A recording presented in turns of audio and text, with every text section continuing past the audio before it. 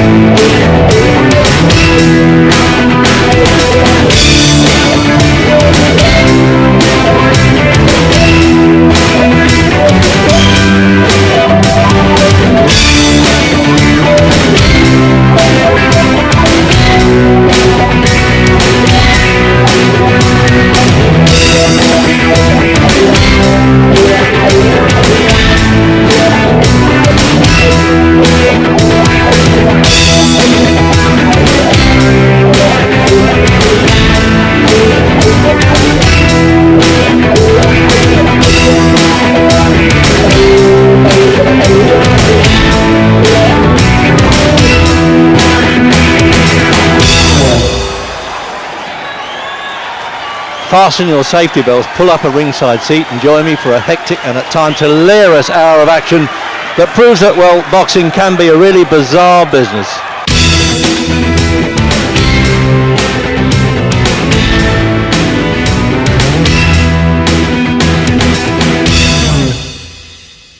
We start with probably the craziest fight night in World Championship history. I was at ringside in Las Vegas 1993 when the savage fighting in the ring between Evander Holyfield and Riddick Bowe took a back seat to what could have been a scene from Star Wars. We joined the action as Holyfield and Bowe put in some overtime after the bell to win round 4. I did warn you to fasten your safety belts. After the bell, this will keep going. I knew it would. And they've thrown in there. The referee can't get in the seconds. Emmanuel Stewart looked like getting caught there. They've actually hauled Holyfield back to the corner. But this was uneventful compared to what happened during round 7. An alert cameraman got this incredible shot while our eyes were on the ring action. Oh dear, there's only a parachutist hit the ropes. I do not believe this clown, where he has come from, unreal. Well, everything happens in the fight game. Take time off, the referee said. I would think so.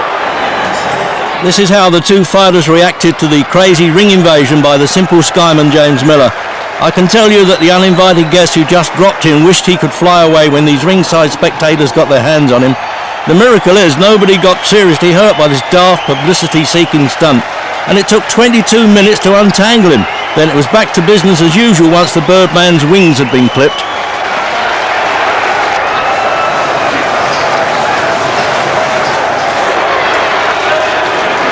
Crowd on their feet here. What a finish! Even at the final bell, Bowe and Holyfield had not had enough of hitting and hurting each other. That's Holyfield's trainer, Emmanuel Stewart, diving in to break them up. He did what Bowe failed to do by taking points winner Holyfield to the canvas with him. It was a fitting finale to a crazy night of boxing.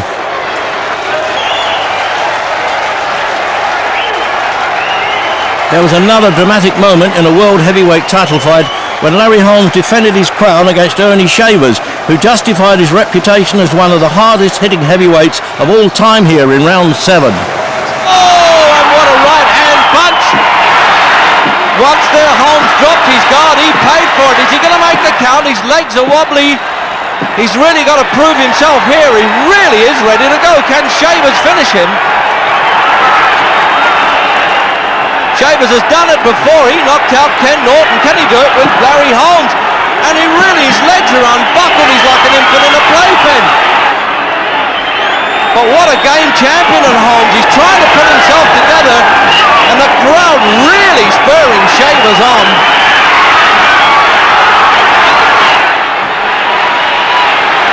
What a sensational round 7. If he only timed his punches, and he's saved by the bell there, Larry Holmes. To him, that bell sounded like an orchestra. Larry the Lionheart battled back, and it was Shavers who needed rescuing here in the 11th.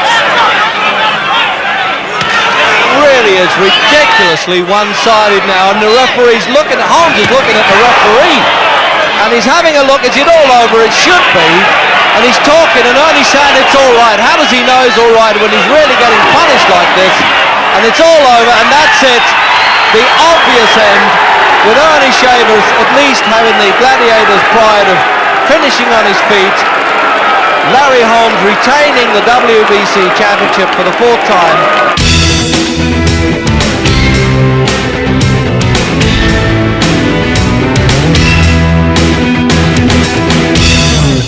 I promise you that boxing does not come crazier than this. The boxer who could not find his way into the ring. It gives a whole new meaning to rope-a-dope. But wait, it gets crazier. Remember, our hero has still got to find his way out of the ring. Yes, Obi Daniel gets it 1-man on a majority vote. So one judge thought the Zulu Warrior won it, and it was that kind of fight. It was difficult to score. I thought I gave 2 rounds level. He doesn't even know how to get out of the ring. Look. Oh well, he didn't know how to get in it, and he certainly doesn't know how to get out of it. But I'm delighted he did it. Good lad. From the boxer who didn't know how to get into the ring to the one who refused to leave it. I was at the 1988 Seoul Olympics when this disputed verdict triggered a ring riot. Bulgarians got it with a 4-1 to the judges. Well, I give them full marks to judges. They haven't allowed any bias there. Now this is absolutely outrageous Olympic boxing. I've never seen this before. There was once when a Korean objected and sat in the middle of the ring, and I think that was in the Tokyo Olympics. But now they're throwing things into the ring as well, and they'll have to bring security in to clear this out. And they're actually going for the referee, who doesn't score, by the way. That nearly is to say that you mishandled our fella and unfairly gave him a public warning, and this has got to get out of hand now. The beaten Korean then staged a one-man protest. He sat down and then lay down in the ring for 67 minutes in a lonely and pretty pointless vigil. All it got him was a suspension. Now for one of Britain's most colourful and controversial champions. This is Chris Eubank literally heading for trouble in a world title defence against the Canadian Dan Sherry. And that was a backward butt. That was a backward butt from Eubank. If Sherry is cut, the fight could go over there. Yeah, I don't know whether the referee would disqualify him for that. If Sherry is cut, this fight could go over. He's taking time off, and Sherry's on his knees there. He's got hit. It's a back-headed butt there by the look of it. That is the biggest round Eubank has had, and he could have the round taken away from him. The least the referee could do is maybe take the round away from Eubank. I think Sherry's maybe acting a little bit. Stool in. He wants to bring the stool in. Now he's going to stop this. Now this fella's not acting. He's right above our commentary position here.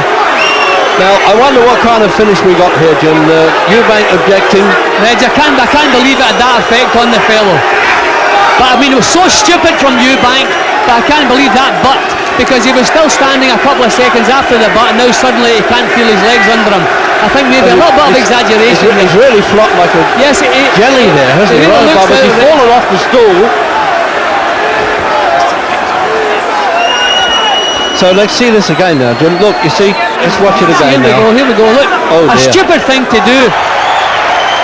Sherry couldn't continue, and Eubank was very fortunate to escape a disqualification. It was Eubank who first popularised the vaulted ring entrance, and Prince Nassim Hamid turned it into a spectacular showpiece. But here we have proof that Naz had takeoff and landing problems along the way.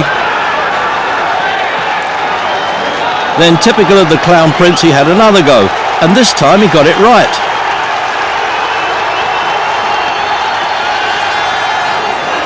and this is how he developed his act.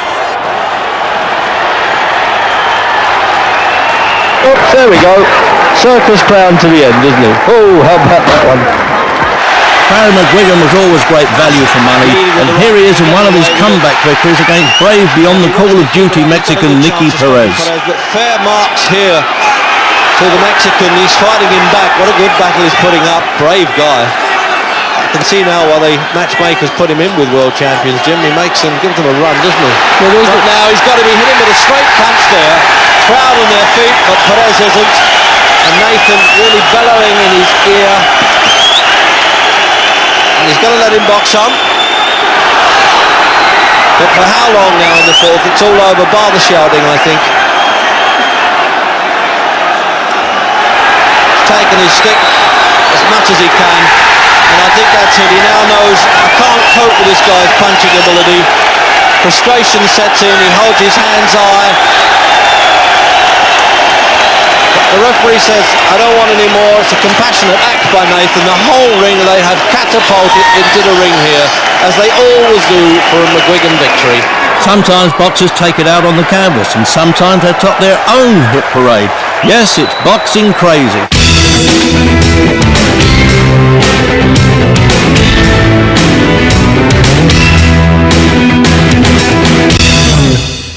There are many good judges who will tell you that George Foreman and Ron Lyle produced back-to-back two of the most explosive rounds of boxing ever seen. Here we are in round 4 and the leather is really flying. Lyle has Foreman in trouble. Foreman is down. It started with a right, then a left. Foreman looking over here. Lyle to the neutral corner. The mandatory 8 count. Foreman trying to hold together, trying to keep his senses. Lyle putting on a tremendous demonstration. Now trying to move in on Foreman and end it. Now Foreman fighting back. Oh, Foreman is in trouble. Lyle caught him with a good left. Now George, now George struck back. Now George fought back with a magnificent right. George fought back. Lyle let himself open for that. He got overly aggressive there. He was very excited, and Foreman was throwing hard desperation punches. A minute to go in a wild fight. Just as Lyle apparently had George in trouble. George with that punching power that we talked about in prior fights. Lyle is now. No wonder Lyle commentator is now Howard Cosell is ready to go. excited. There's sound distortion on his microphone, but let's stick with the action and the live commentary. About 40 seconds left in the round. Lyle covering up against the ropes. His handler screaming to Foreman, hit him in the body. George at the head. Lyle is now wide open. He is. Lyle trying to swing back. This isn't artistic, but it is slugging the way the public wants it. Lyle now trying to fight back. Only 10 seconds left in the round. Now Foreman was staggered. Foreman was staggered by a Lyle left. Foreman goes down. Foreman goes down. Lyle fights back. Foreman, there's no saving by the bell, but Foreman is up. Foreman is up. What a fight, Kenny. A good left by Lyle. Foreman holding on. Here we go, Howard. Staggering all over the ring. Lyle against the ropes, throwing the left uppercut. Foreman in trouble again. No bounce in the leg. Foreman's in bad trouble now, and Lyle's trying to execute with a hook. And Foreman's hands are down, if you notice, which is very good for Lyle's hook and overhand right. Foreman looking over here at Clancy for advice, and yet he doesn't even seem to be with it. Kenny made the point that George's hands are down, and so they are. George is falling forward over Lyle, trying to hit back. This is really a heavyweight fight, Howard. It's total guts here and power.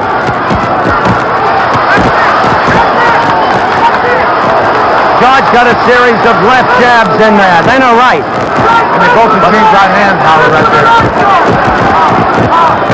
Good right uppercut by Lyle. Foreman again in trouble. You see him falling forward onto Lyle.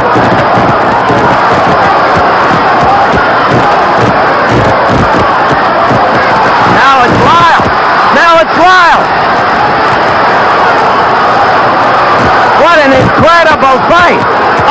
without boxing skills, just punching away. Each fighter, in turn, leaving himself open. Many people in the crowd were urging the referee to stop it as Lyle finally pitched forward to the canvas. Who would have thought that after a war like this, George would have a second coming and still be fighting as a granddaddy of the ring 21 years later? Punching him again and again and again when it looked like George was done. This time it may be over. This time it may be over. Lyle's not going to make it, Howard. He's not going to make it. A knockout in the 5th round by George Foreman when it seemed Lyle had command of this ever-changing bout. Foreman was involved in another unforgettable battle when he took the world heavyweight crown from Joe Frazier. This was the night Smoking Joe was well and truly put out. For the 4th time in the fight, George Foreman is doing to Joe Frazier what he did as a 19-year-old to a veteran Russian, a fellow named Leonidas Shapoulis, in October of 1968 in the Mexico City Arena. A quick left from George. Another! Frazier is down for the 5th time in this fight. 5th time. 3 times in the 1st round, twice in the 2nd. McCartney checked his senses, checked Frazier's senses. It's target practice for George Foreman. It is target practice. Frazier is ready to go again. Joe is standing. There he goes. 3 times. 3 times. The fight is stopped. No, it is not. It is not stopped. Angie Dundee is screaming, stop it. Ferdy Pacheco, Ali's doctor next to me. It is over. It is over. It is over in the 2nd round. George Foreman is the heavyweight champion of the world. 3 years later, Frazier tried shaving his head to gain some sort of psychological advantage. But it was not the glory, but the punches that again went to his head as Foreman clubbed his way to victory in the 5th round. Poor old Joe must have felt he was eating Foreman's gloves for breakfast.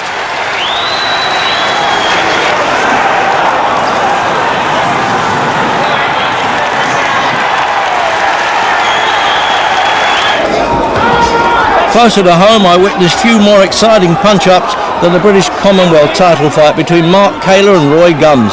This was Kaler in all sorts of trouble in the 4th round. He's an awkward man to fight, Gums. There you see there, he comes in with every type of punch. And he got exceptionally long reach. And those fists at the end of them are spiteful. You feel a bit like bolts when they land.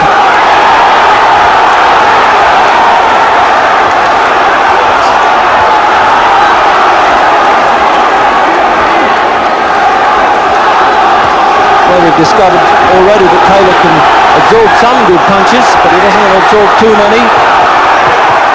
Took those well. But not there, he caught him on the temple, and he lost a little bit of control of the legs there, Kaler. And Gums has done this in Commonwealth fights in the 4th round. There was a push at the finish there, but Brim was picking up the count from the timekeeper right next to me. 7, 8. Made it clean. He was banging on the canvas there. Terry Lawless for Kaler to get up and try and take the play away, and the bell has come to the rescue there. That's just when Kaler needed to hear it, and in fact he's hanging on and you're wondering if he even heard the bell, and it's a long walk back to that corner. He grimaced, Gums there. He showed to the audience, not only to Kaler, that he didn't like that left hand uppercut that came in. Good stiff jab. Gums looks as though he's cut around the face too. Yes, over the eye. His right eye is bleeding quite badly. I think that was why you could see Gums visibly shaking his head at one point. Well, that's an amazing turnaround. Kaler in trouble, and now he's come back and hurt and cut the champion.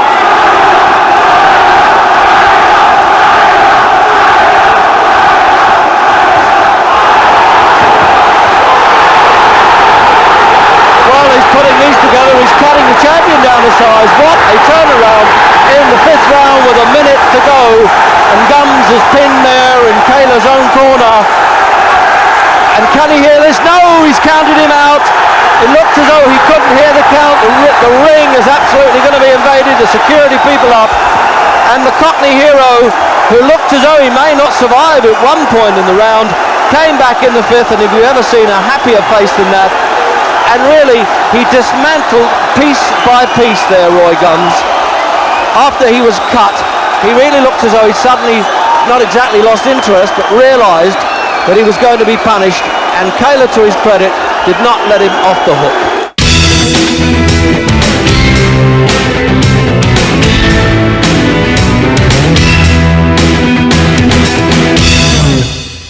We've shown you the greatest round.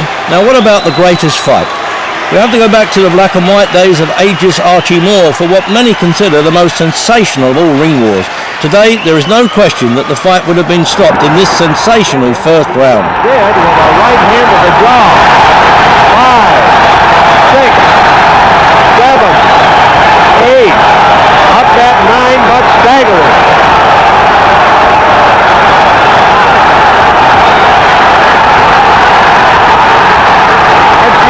Dazed and staggering, Ivan Durrell swarming over him. Is this the night Father Time swings for side? Archie Moore pounding from rope to rope. And on his feet, rubber-legged. Durrell nailing him with everything he has. The gallant old champion staggering about the ring. Up at the count of 2, there is no mandatory 8 count. There is no automatic 3 knockdown. 3, 4, 5, 6, 7, 8, 9. He's up at the count of 9. 1 minute left in the round. 1 minute. Down 3 times. Archie somehow survived this first round bashing against the French-Canadian fisherman Yvon Durrell, but was on the hook again in the 5th round. Durrell came in with a beautiful right-hand shot, and Moore is down again. 6. Up at the count of 6. No mandatory 8 count. 2 minutes to go in the round.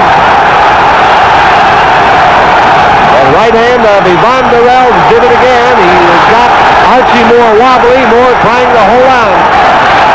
The fight took a dramatic swing in the 10th round, and it's now Durrell under the hammer.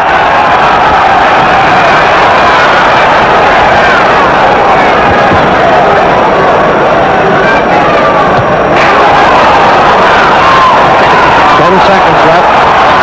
Down goes Durrell. 2, 3, 4, 5, 6, 7, 8.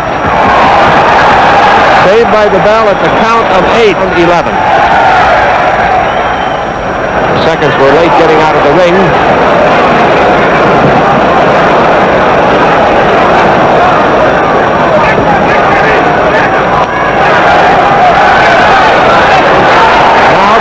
Seems to be on his way as Moore hangs into the canvas again. 4, 5, 6, 7, 8. Up at the count of 9. Blood streaming from his nose. A cut over his right eye. Moore back after him once again. And down he goes again with a clubbing right hand. 3, 4, 5, 6, 7, 8. Struggling at 9, 10. He is out. Man, oh man, what a dramatic turn in this fight. While we're in the black and white era, how about this for explosive action from the 1940s? First, here's Man of Steel Tony Zale dishing it out to the legendary Rocky Graziano in round 3 of their world title fight showdown in New York, June 1948. Rocky, who inspired the book and film Somebody Up There Likes Me, had no divine help here.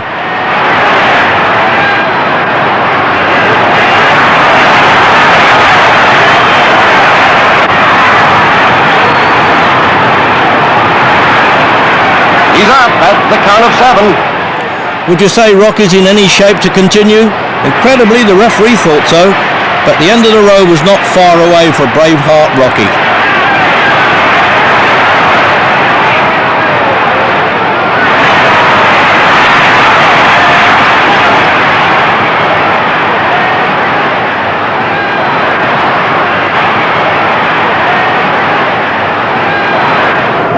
Three months later, Zale was on the receiving end when French idol Marcel Cerdan ripped the world middleweight title from him with this blitz finish in the 11th round. The bell came too late to save Zal, and he failed to come out for the 12th. Just look at the brutal finish in slow motion. Sedan, whose romance with singer Edith Piaf made him as famous as his fighting, met a tragic end just a year later. He was killed in a plane crash on his way to the States for a title fight with Jake LaMotta. He remains idolised in France. Moving on to great modern battles, how about this one for one of the most astonishing comebacks of all time? This is Jorge Castro, who's been getting a real belting from John David Jackson in Mexico when he produced an unbelievable one-punch recovery shot. Now he's going to stop it, I'll bet that, Jed. If the referee was looking for another reason, this could be it, with plenty of time to go. But what a gutsy guy this, I do not believe. Well, that'll teach me, won't it? I was rudely interrupted there by that left hook, and he's going to stop it the other way.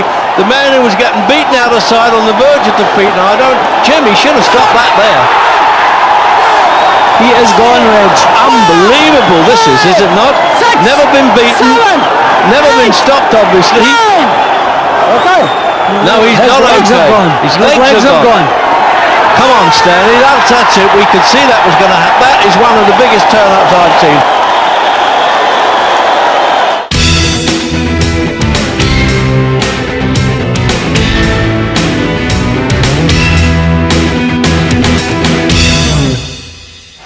Most fight followers will agree that the classic punch in boxing is the left hook. Coming up now, we have two masters of the art, Bob Foster and then our very own Henry Cooper. They were really hooked on boxing. First up, Foster against the great Nigerian gladiator Dick Tiger.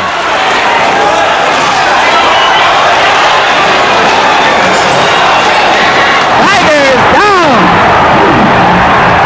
Tiger down. 6, 7, 8, 9. He's not going to make it. Bob Foster is the new light heavyweight champion of the world. First title defense. Oh, Foster got him with that left and sent him reeling back, and Bob is in now to try for the kill. He has him in the corner directly above us. Pounding away on him with the left, now the right. He's got Kendall on his way down, but Kendall's got courage and strength. He is still standing. Tiger didn't stand. DePaula didn't stand. This man stands. Now, beaten, he goes to the floor. Mandatory 8 count in effect. Bob Foster looking for that one opening.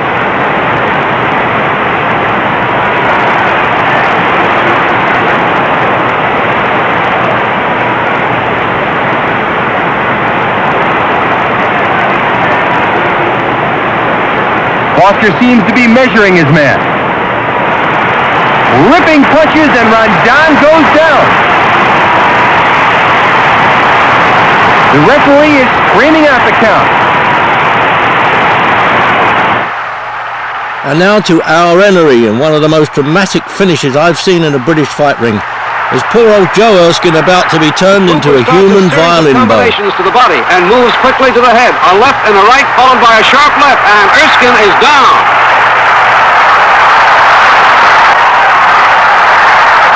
Again, Joe Erskine shows great heart. Cooper measures his man, and with a sharp left hook to the body, knocks Erskine down again.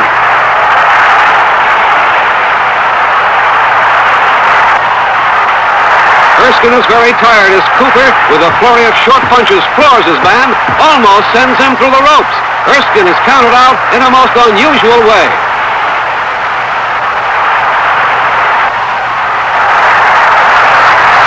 It's Henry Cooper by a knockout over Joe Erskine for the British and Empire heavyweight title. At his peak, few could deliver a devastating left hook like Mike Tyson. Just ask Trevor Berbick, who is about to be relieved of his world title, making young Mike at 20 the youngest ever heavyweight champion.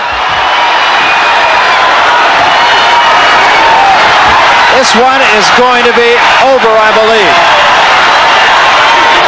It's over. That's all, and we have a new era in boxing. And while we're on the subject of ferocious punches, there were few to match the raw clubbing power of old stone-faced Sonny Liston. Seen here thumping his way to victory over Cleveland Big Cat Williams.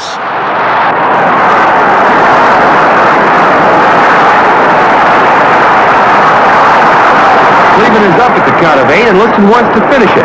He closes in on Williams in the corner and sends in a volley of rights and lefts to the head. Williams goes down for the second time from that barrage of punches. From one mighty puncher to another, here's Tommy the Hitman Hearns revealing his atomic power against Pepino Cuevas. Hey, Brock! Cuevas is down. 4, 5, 6, 7, 8. He nods that he's all right. This referee's manager stopping the fight. The manager's stopping the fight. For Monroe to 159 for Hagler. And here's the southpaw buzzsaw, Marvelous Marvin Hagler, reducing Willie Monroe to a ruin. Oh, the worm walked into a left hook. In trouble and grabs a hold of Marvelous Marv Hagler. 1:30 to go in round 2. Oh, there's the... Oh! He really hit his neck, Bobby. He got a good right in there, but boy, did he hit his head on the turnbuckle. He's up. That's it, the bout is stopped.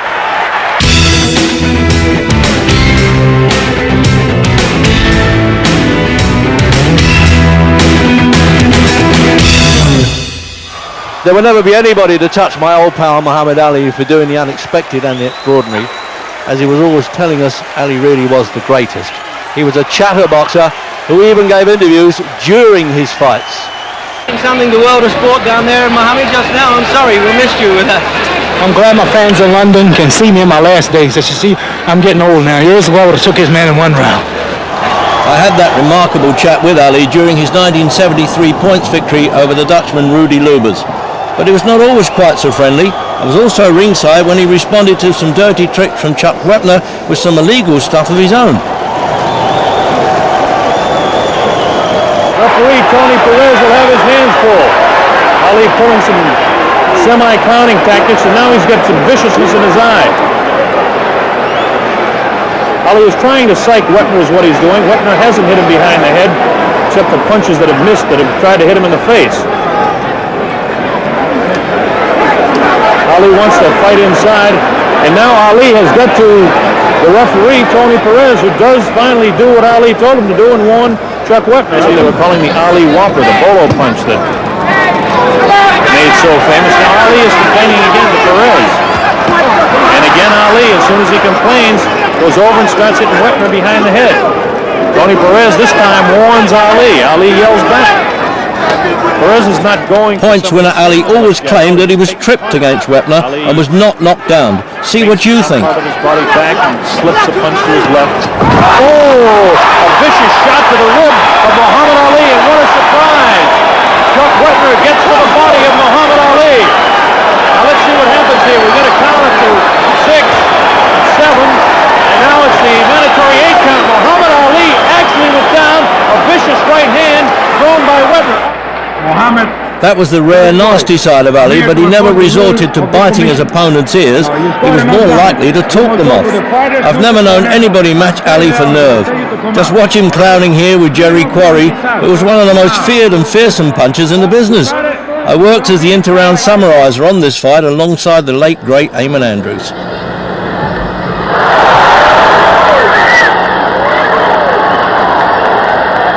Ali says, come on, and he caught him. Caught him 2 lovely ones to the chin.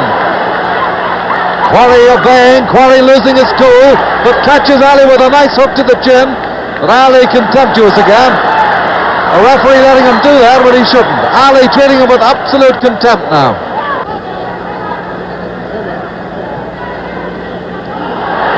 And he got him a nice one. And Ali couldn't resist it, pretended to wobble at the knees.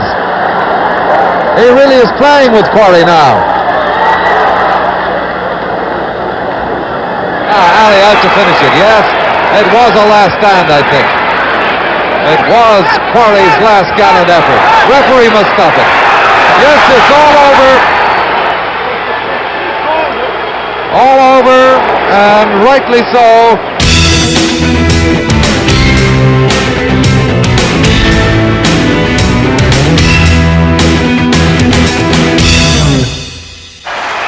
Ali was always the greatest in my book, but two who ran him close were a couple of sugars, Ray Robinson and Ray Leonard. Both became personal pals of mine, but I wouldn't have liked to have been on the wrong side of them in the ring. Sugar Ray Robinson was a murderous puncher, as he proves here against Carl Bobo Olsen with a devastating knockout victory.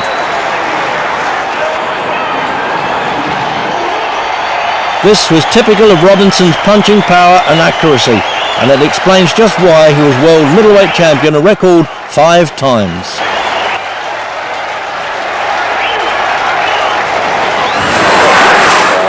From the old Sugar to an equally sweet one, Sugar Ray Leonard, the dancing master. Here he is at peak form against marvellous Marvin Hagler, and my mate Jim Watt shares the commentary and the compliments.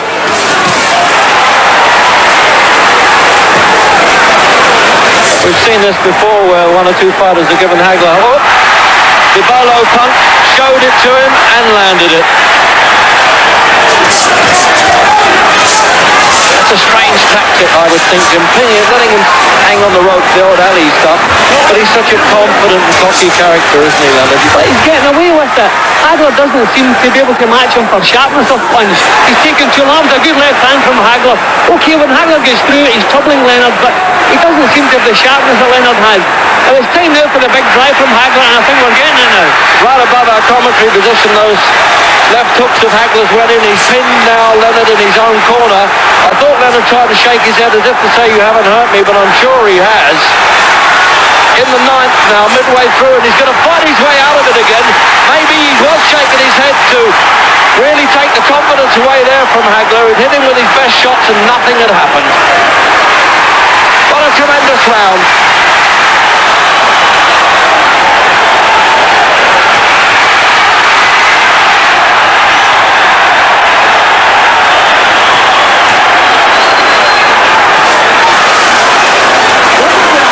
Combine them to short bursts of punches, Leonard, but they're spectacular when he lets them go.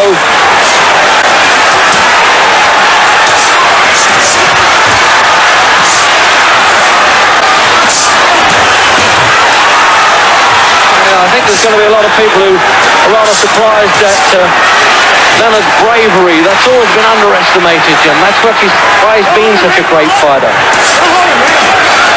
Be my man. You made these people take notes, you got them crazy. Looking to the corner, I don't know why he's bothering to do that, because he's not showing any distress. I think Dundee is telling him he's in front, just stay out of trouble. I think Angelo Dundee feels that Leonard has done enough to lift the title tonight. He's just saying, keep out of trouble. Sugar Ray, the chance of coming in. I don't know whether that will influence the judges. It may well do. 60 seconds then, and we're going to see a bit of fight history here. The great comeback, the Ali shuffle, the tackle, boots. The man who was America's great hero in the Olympic Games, Jim, is going to get this decision now. Yeah, well, he's always been the country's favourite, that's for sure. But if he does get it tonight, nobody can say he doesn't deserve it. He's really shocked me with the way he's gone for any condition, and the show he's put up tonight, the sharpness he has in his punches, his moves, the way he's always put his punches together better than Hagler.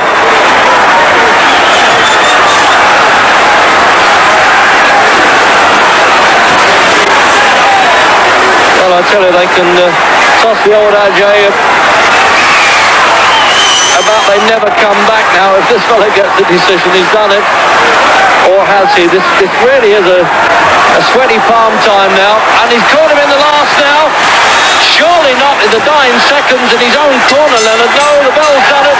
Leonard says he's won, so does Hagler. And now we've got to wait the officials. There it is. It's a split one. Judge Louis Philippo scores the bout. 115, Marvin Hagler. 113, Ray Leonard. Well, that's a 2-point margin, obviously, and that's pretty clear. Judge Joe Giordano scores the bout. 118 Leonard. 110 Hagler. Oh, what a big one he's gone there for Leonard. Now here it is then. And Judge Tim Brody scores 115, 113. By the winner, by a split decision, and two. Leonard has done it by a split decision. A modern British middleweight who has been as explosive and exciting as any in the world is Dark Destroyer Nigel Benn, who always gave value and valour for money. Here we see him dismantling Irene Barkley in a world war of a first round. Well, Ben caught him with the very first shot, Reg, a right hand, and he staggered them already. Well, oh my God, he's done him on the ropes in the first minute. He's having to pull him off Padilla, and he's objecting to that, Ben. He's probably saying that you pushed him after you hit him. And now he's giving him the standing 8 count. What a surprise. This fella's been through this before, of course, got off the deck to defeat Tommy Hearns, but can he get over this one? This is a sensational start by the Dark Destroyer. Barkley is still badly stunned, Reg. He hasn't recovered from that. No defence, he's trying to fire back. This could be all over in the first minute of the fight, Reg. And one of the odds layers made Ben their favourite in the city. They didn't allow local prejudice at all with Barkley, who's a bit of a favourite. And now he's tagged Ben. It's got to happen in a battle of punches. It's going to happen. One has to go. Well, he can't hang his chin up on a platter like that, Ben. That's dangerous.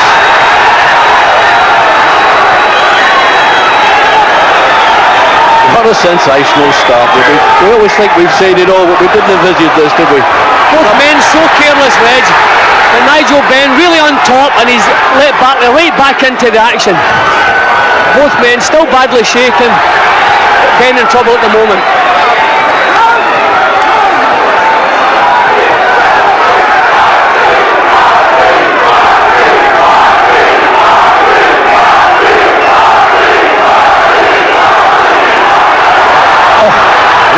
Coming in with Ben, they're really punishing, but it's a question now who's got the stronger chin, not only the chin but the will by the look of it, Jim. Well, Ben's got his chin nice and low on the ropes there, Reg, where it should be, and his own shots are good. Ben must keep his chin just down that little bit lower.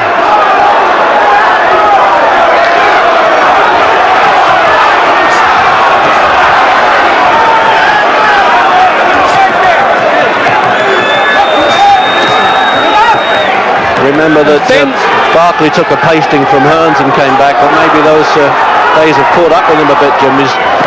Oh, that shook him right to the boots, but Barkley there had to go down and he's caught him on the canvas there. There's a lot of objections from the crowd and booing.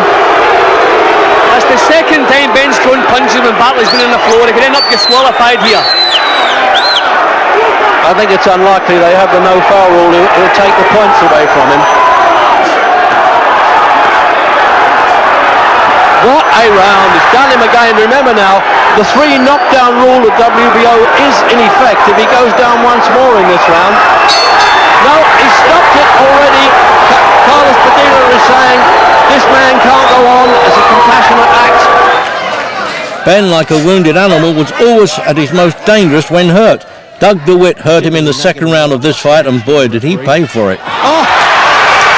Well, that, as I say, is a turn up for the book, isn't it? Ben looking so in charge of it. He's looking towards the corner there, okay? If we get the end of the round, if it had gone down later, the count would have continued even if the bell went. Now that was a shock. What a slugging match this has been now.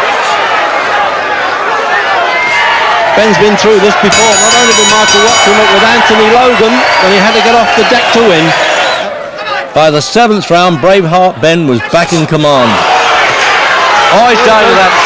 He had to go head first down there. He's right above us on the ropes, and they've actually thrown a sponge with water on there, the trainer. That was against the rules. It won't help him at this stage, I don't think. DeWitt has no defence whatsoever, Reg. And the round's nearly over, though.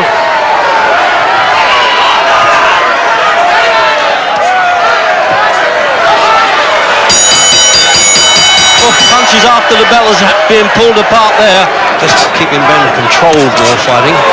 Oh, a good shot punch. I don't think he's going to get up from that. He's been known to get up before, but oh, that was a punch. And he's pitched forward again at the start of the 8th round. And it's 7-8. Do you want to fight, says Randy Newman. And of course, the witness says yes, but it's all over. Bar the shouting, Jim. DeWitt has nothing. I don't believe he can recover from this, Reg. I think the WBO have got a 3 knockdown rule in existence here.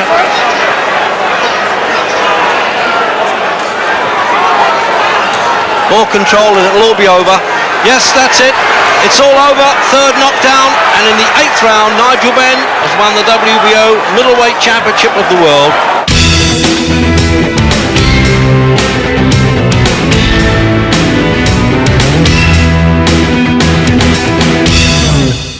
Steve Holdsworth, who does a sound job as a commentator for Eurosport, goes the rounds with his handheld camera at the ready to record memorable moments from the small hall shows.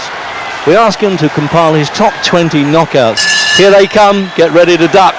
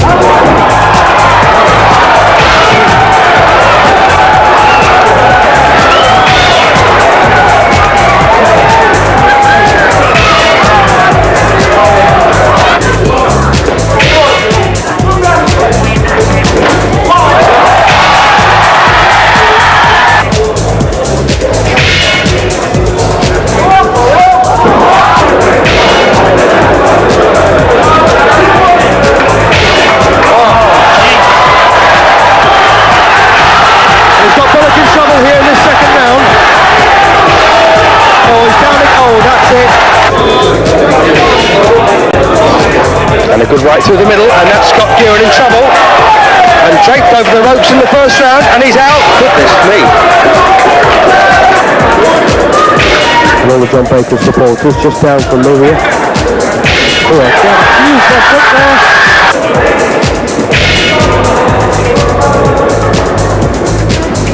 Oh, good right there, that's hurt folks, and he's on the deck here in the 1st round. Gary actually defended himself very well here.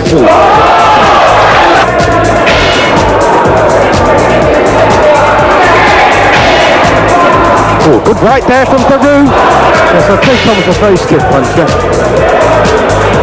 But Max a bit of faith in himself. Oh, good right hand there. Max over in the 1st.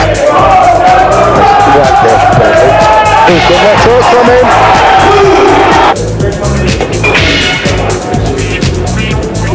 Just out of distance with his shots is Gafar. There he goes.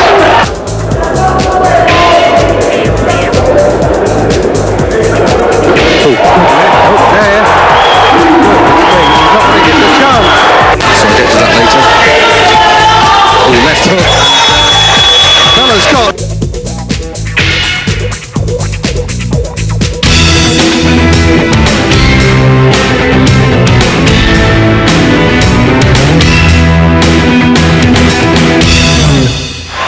Now we're into the upstairs-downstairs department, and we're at ringside Madison Square Garden when Andrew Golota sunk to new depths against Riddick Bowe.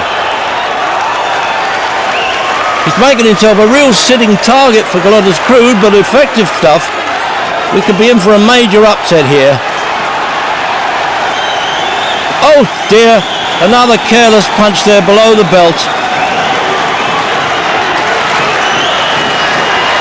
Well, he'll got a point deducted for that again, I'm sure. The referee's really got a tough time in this fight. This is some wild man, Golota. He's the governor, all right, and Bowe's looking well below par.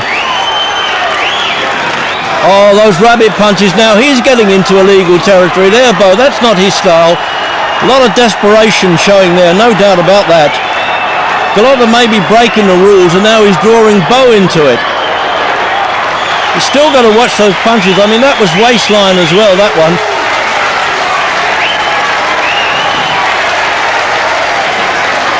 Well, they're both living a bit dangerously at close quarters, but it's Bo who's got the headache here. Still coming in a bit too heavy in these fights as well, Bo. And the way it's going, he could get stopped as well. This will be some turn-up. He's got more skills than I thought he had, really, the Polish guy.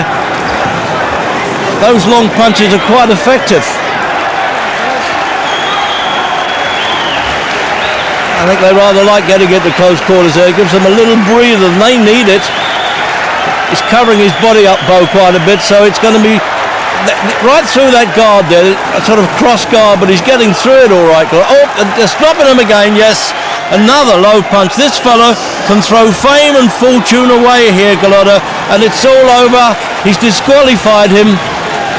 And there's going to be trouble here. Somebody from Bo's corner has rushed across the ring. He's using some blunt instrument. It might even be a mobile phone. Oh, this is unbelievable. The Mecca of Madison Square Garden turning into a street brawl. And Golota doesn't know what to do. As far as he's concerned, he's lost the fight. There's no point in Bo's corner getting involved, attacking him. Their man has won by disqualification. This really is a sad, sad scene here. Never thought it would happen in such a great arena. And there's Lou Duva. The manager's already had a heart attack and has a pacemaker. And I do hope that's not going to be serious. The man's over 70 years old. Tonight, the fight game is the loser. Boxers wear foul-proof cups to protect them, but it can still be painful when punches land low. Enter Chris Eubank. Oh! Now, I think he might make a meal of that, the damaged undercarriage there, but he's saying take time off. The referee who'll give him plenty of time to get over there. There's an obligatory foul-proof protectors have to be worn. Michael Nunn became a reluctant member of the Monty Python Ministry for Funny Walks when Victor Cordoba landed the first of many low blows in their world middleweight title battle. Eventual points winner Michael was none too pleased, I can tell you. Oh yes, definitely a low punch. Oh dear. Oh dear. Now that wasn't as low as some of them, but then they're all marginal, aren't they? You don't know how low they are with this one. Look at this. 25 of those 39s. Oh dear. There's no point in throwing him out now. He's let it go too far, this referee. During more than half a century of covering world title fights, I've never seen a finish quite like the one when Lennox Lewis literally reduced Oliver McCall to tears. It gives a dramatic finale to our look at the sometimes noble, sometimes crazy, and always fascinating sport of boxing.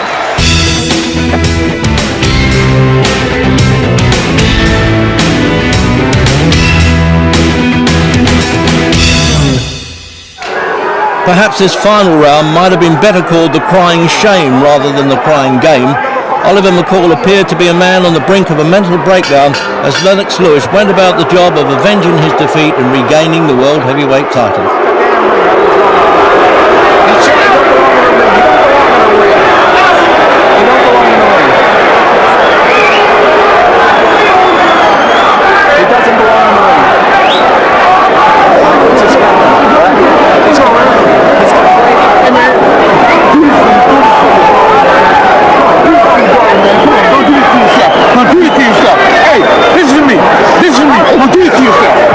Don't do it to yourself, man. Come on.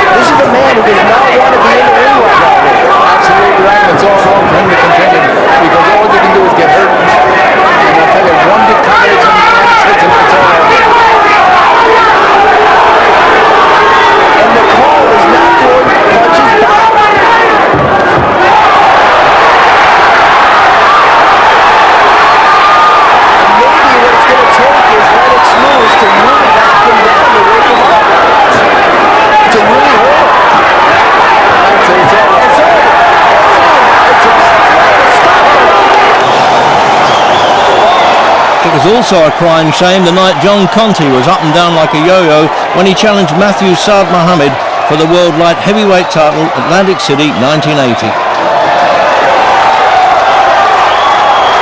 Oh, what a right! 1, 2, 3. He almost fell into that punch. 6, 7, 8. No, he's made it on the mandatory 8 count. But there's no steel in the chin at all now. It's up to Conti. No, I don't understand. He's almost going over with a flick at the finish. Third time down, looking to the corner for help. And the Mexican referee saying, okay, you can go on. He's really got to have a go or grab or do something, Conti, or run. No, there's no chance at all there. He's jumping up and down Saad Mohammed. He thinks he's won it. I blame the Mexican referee for Conti's unhappy night. He turned both boxers in a full circle before the first bell. The Mexican must have thought he was in a bull ring showing the matadors off to the crowd. John was in a spin from then on and went into a nosedive in the 4th round.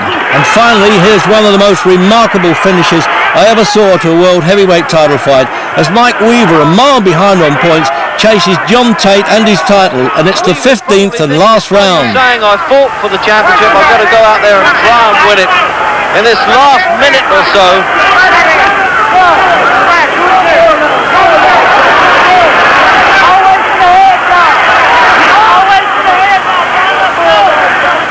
But he's running out of time, Mike Weaver.